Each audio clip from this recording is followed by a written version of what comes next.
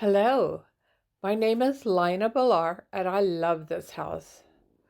My husband, Jerome Bodiheimer, and I bought it 34 years ago from the same family that had owned it for 85 years. M.J. Daly was a lawyer and community leader. He was lawyer for the city of Perham as well as an attorney for the county of Ottertail and had also been in the Minnesota State Senate. When M.J. Daly built this house in 1901, Perham was a thriving little town on the edge of the prairie. At the end of this block, Drummond, one of the town's first citizens, was building a home as well. These and a few others in town became known as the Tower Houses, late Victorian homes that were symbols of what one could have if they were industrious. Perham has always been an industrious town, one of hundreds of towns along the Northern Pacific Railroad route that sprung up to serve the needs of local farmers growing crops to feed the nation. In the middle of the 20th century, Perham became one of the few that developed ways to add value to the agricultural commodities before sending them out of town. Dog food, potato chips, candy, taco shells, lefse. These industries grew and thrived, and for the last several decades, Perham has boasted more jobs than people. Perham has also been at the center of a thriving vacation land. More than 1,000 of Minnesota's fabled 10,000 lakes are located in Ottertail County. Since the early 1900s, city dwellers have flocked to the lakes each summer, their modest cabins eventually becoming middle-class homes where people live year-round. Now many lakes are ringed by million-dollar homes.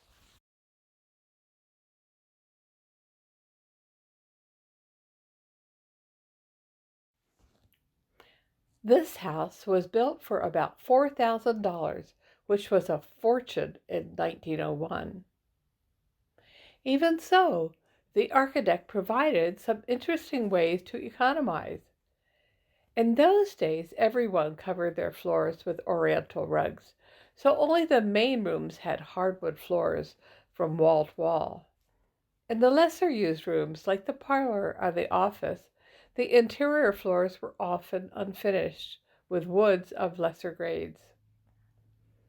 However, all the woodwork on the first floor especially was of the highest quality, quarter-sawn oak. Windows, too, were constructed of the finest materials. A factory-built window today is expected to last for 20 to 30 years. The windows in this house have been around for 120 years. There's been a little wear and tear, but most of them work as well as they did when they were built. Originally, they were intended to open both top and bottom, which provided natural air conditioning. As fossil fuels became more expensive, people got in the habit of sealing the tops. A real purist might want to restore all the windows to their original form. What I did a few years ago was to have storm windows custom made for the house. When we'd first bought the house, changing the storm windows was a twice-yearly event. I think this is the best new improvement that's been made in this house, and it has also cut the winter heating bills to about a third. They used to go as high as $700 a month in winter. Now it's closer to $250 a month. One thing we did right away when we built the house was to insulate the attic. We moved here one February, and I still remember how cold it was. Now it's nice and comfortable all winter long. At the time this house was built, talented crafters added architectural details to all the public spaces.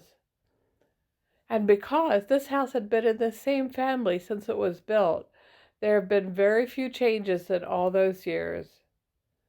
There were some. For one, the ornate room dividers had been removed. But here's a photo of how the rooms had been originally divided.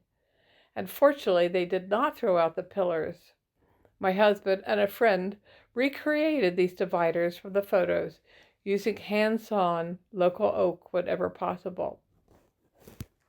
Fireplaces and fireplace mantles were common in those days, and this one probably cost as much as all the woodwork. Builders sometimes had a sense of humor. I can't imagine why else there would be a secret hiding place in the mantel, but there is one. There's also a not-so-secret drawer in the main staircase. I've never figured that one out either, but one of the builders signed his initials here.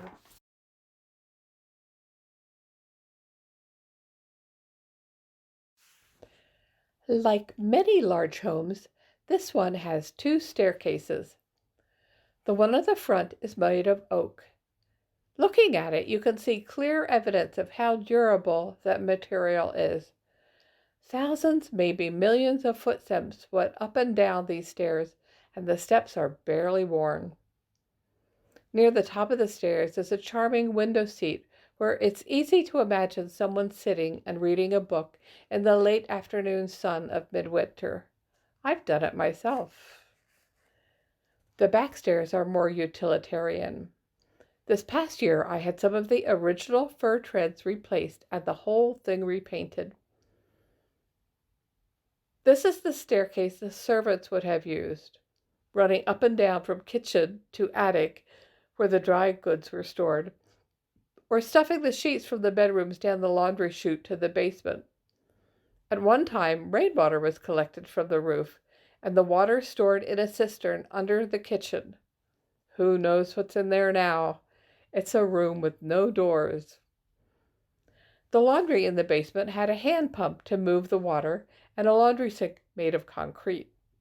Rather than trying to remove that, I covered it and added a little modern sink. The cabinets in there now were taken from the kitchen when we remodeled that room. From the style, I'm guessing they were installed in the 1950s.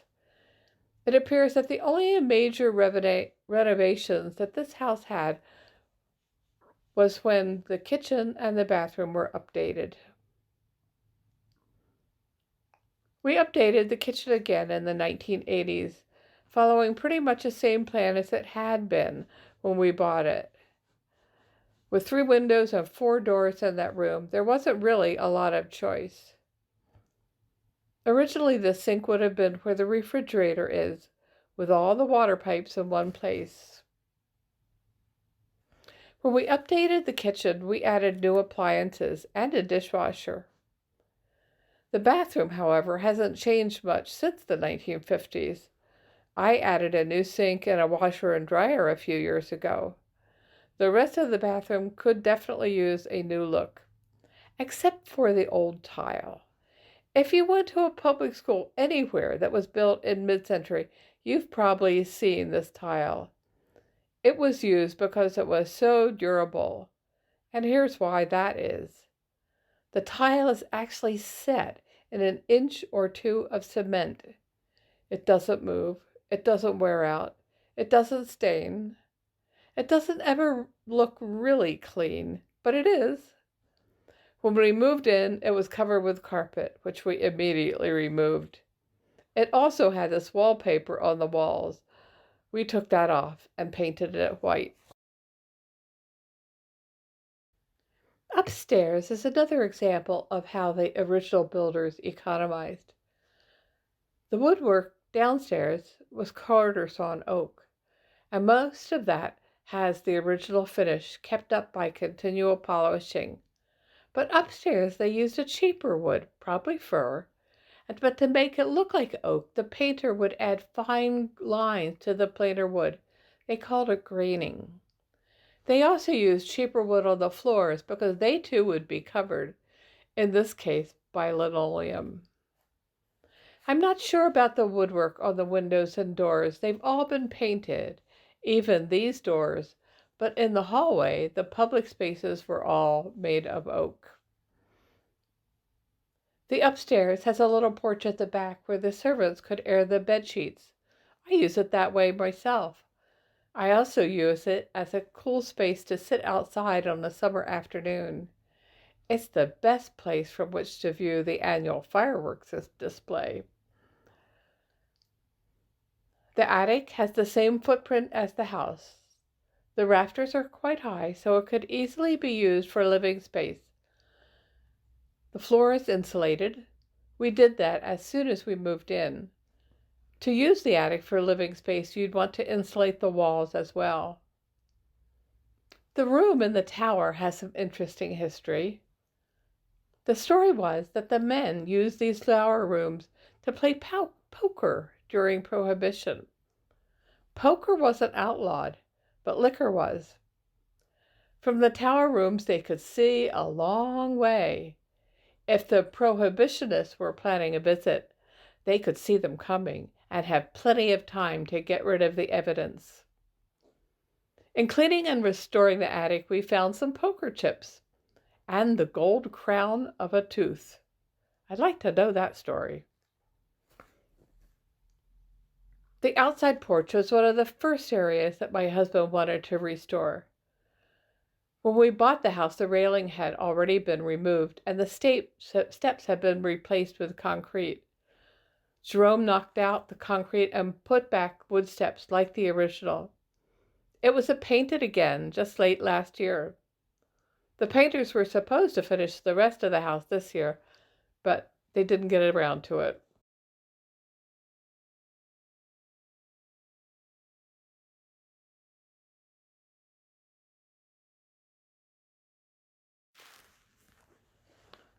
Another thing we did early on was to design the gardens. After much research, we came up with a landscape plan to go with the design of the house. That winter, when it snowed, we tromped down the snow to create the design and checked to make sure it worked, whether you were looking at it from the outside or from the inside, looking out the windows. It's a fairly simple design with a large fountain garden towards the north, easily seen from the dining and living room windows. On the south side, the gardens were set along the edges so that there would be an expanse of lawn on which to play croquet.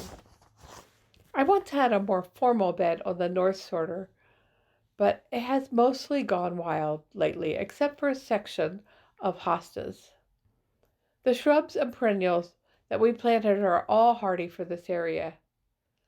The fountain garden used to actually be an herb garden, so it's inevitable that some of them resurface every year. Sometimes I pull them out, sometimes I don't. As a famous English gardener once said, a weed is a plant whose virtue has not yet been discovered. Lately, I've even allotted a section of the garden to milkweed. It may be a weed, but we now appreciate it as a favorite of the monarch butterflies. This fountain used to grace the home of a well-known citizen of Alexandria.